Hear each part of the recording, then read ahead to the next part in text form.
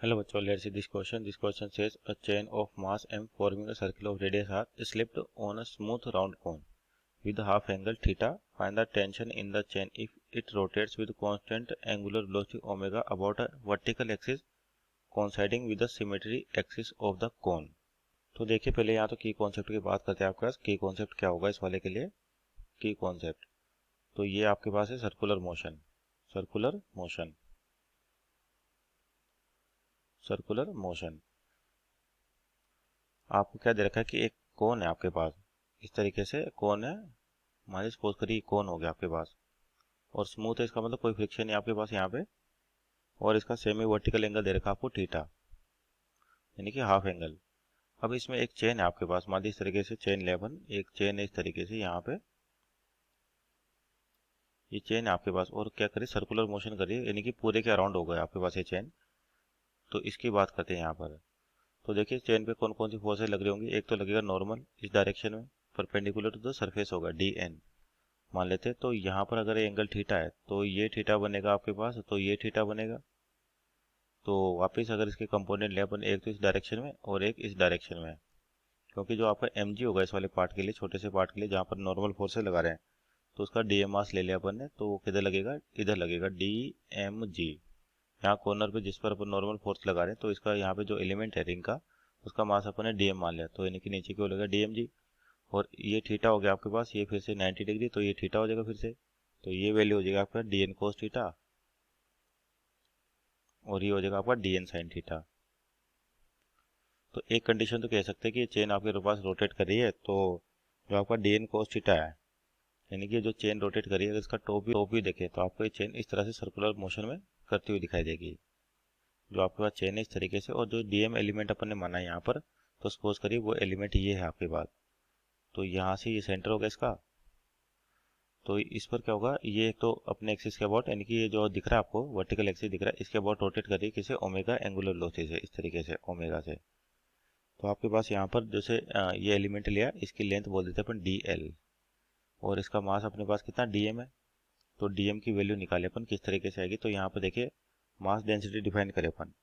तो लेमडा क्या हो जाएगा, मास अपॉन लेंथ। तो लेंथ कितनी हो जाएगी, इसकी रेडियस आपको आर दे रखी है चेन के लिए, जो सर्कुलर मोशन हो रहा है इसके लिए रेडियस कितनी दे रखी है आपको, आर दे रखी है। तो लेंथ कितनी हो जाएगी, 2 पाई आर, 2 पाई आर। तो यहाँ से देखिए डीएम की वैल्यू निकाले अपन, डीएम मास, तो क्या हो जाएगा lambda into D L, lambda into D L.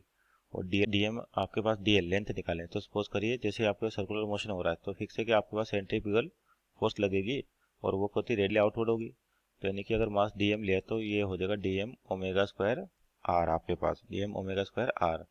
तो सपोज करिए एंगल अपन ने ले लिया डी थीटा, तो इधर भी ये जो सिमेट्रिक है आपके पास, तो इधर भी एंगल कितना होगा, डी थीटा होगा। तो ये डीएल की वैल्यू कैसे निकालते हैं, तो आपके पास क्या फॉर्मूला था, थीटा इक्वल टू होता है R upon radius, R upon radius, या आर अपॉन लेंथ भी लिख सकते हैं अपन। तो आर का मतलब हो गया डीएल, और थीटा कितना हो जाएगा, D theta plus D theta, यानी कि 2 D theta into R, 2 D theta into R.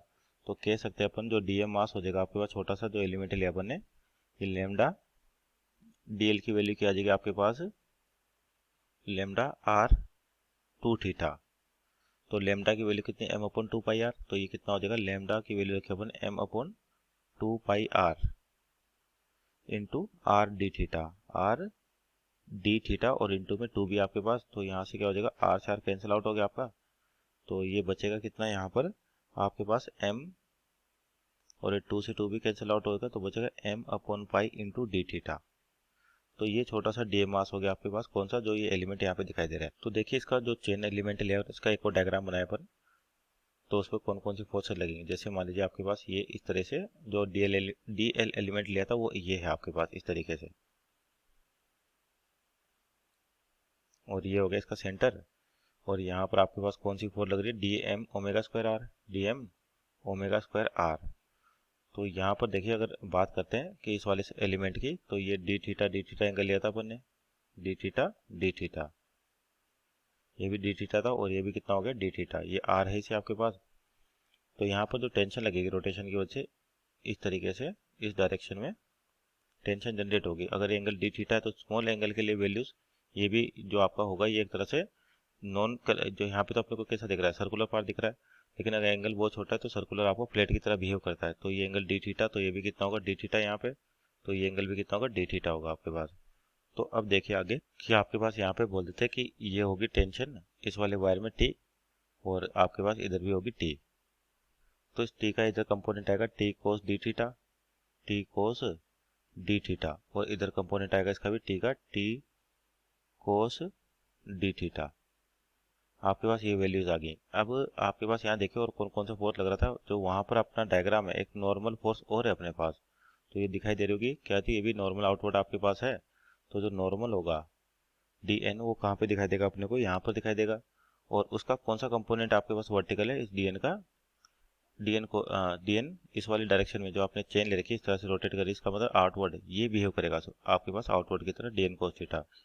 तो यहाँ पर क्या ले सकते हैं अपन, तो आउटवर्ड यानी कि इस सेंट्रीफ्यूगल के साथ साथ आपके पास नॉर्मल का कंपोनेंट कौन सा डी एन कोस थीटा, ये भी है डी एन कोस थीटा। इस टी के इधर कंपोनेंट क्या आएगा T sine theta, T sine D theta, और टी साइन डी थीटा। तो यानी कि इधर हो जाएगा आपके पास simple two T sine D theta. तो अगर ये नॉर्मल आपके पास ओमेगा एंगुलर से घूम रही है तो क्या ले सकते हैं अपन, two T sine D theta, two T sine D theta किसके बराबर होगा, D M omega square R, D M omega square R plus D N cos theta. तो यहाँ पर two T sine D theta कितना आ गया इस तरीके से, और यहाँ पर वैल्यू पुट करें डी एम की क्या थी अपने पास M upon pi into D theta omega square R plus, और जो नॉर्मल था आपके पास डी एन, तो वो क्या वहाँ पे कितना डी एन साइन थीटा था, जो आपके पास किसके बराबर था एम जी के बराबर दिख रहा था। तो एक तो लिखिए इसको डी एन, ये तो हो गया कोस थीटा, और यहाँ पे देखिए आपके पास जो डी एन साइन थीटा है वो किसके बराबर था डी एम जी के बराबर। तो इस इक्वेशन को भी यूज़ करें यहाँ पर कंडीशन को कि आपका क्या था डी एन साइन थीटा बराबर क्या था डी एम जी। तो यहाँ से अगर वैल्यू निकाले डी एन की, तो डी एम यानी कि एम अपॉन पाई इंटू जी अपॉन साइन थीटा। तो यहाँ पर इक्वेशन में रखे अपने पास क्या वैल्यू हो जाएगी कि two T sine D theta, two T sine D theta बराबर क्या था आपके पास आ गया था, एक तो M upon pi omega square R D theta plus D N की वैल्यू आपके पास कितनी होगी डी एम जी, तो और वो भी कितना था एम अपॉन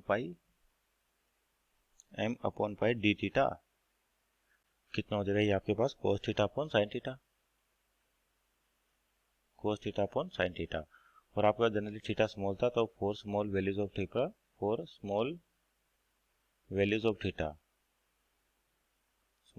ऑफ थीटा आपका जो साइन थीटा होता है लगभग डी थीटा के, साइन थीटा किसके बराबर होता है थीटा के बराबर और या टेन थीटा के बराबर। तो क्या लिखते हैं sine theta almost equal to theta almost equal to tan theta, ये होता है आपके पास। तो देखिए क्या इक्वेशन बन जाएगी अभी आपके पास यहाँ पे कि two T sine D theta, तो साइन डी थीटा को अपन क्या सिंपल लिख सकते हैं टू टी डी थीटा बराबर M upon pi omega square R, और ये हो गया D theta plus M upon pi D theta into cos theta upon sine theta हो गया कोट थीटा। तो देखिए डी थीटा की टर्म हर जगह से कैंसिल आउट हो गया आपके पास। तो आपका जो टेंशन टी है ये हो जाएगी एम, आपको एम अपॉन पाई दोनों में कॉमन दिख रहा है तो एम अपॉन टू पाई, ये टू इधर आ जाएगा और अंदर क्या बचेगा आपके पास केवल omega square R plus cot theta. तो ये आपसे पूछा होता कि टेंशन कितनी जनरेट होगी, तो होगी M upon two pi omega square R plus cot theta. So this is our final answer. Hope you understood well. Best of luck.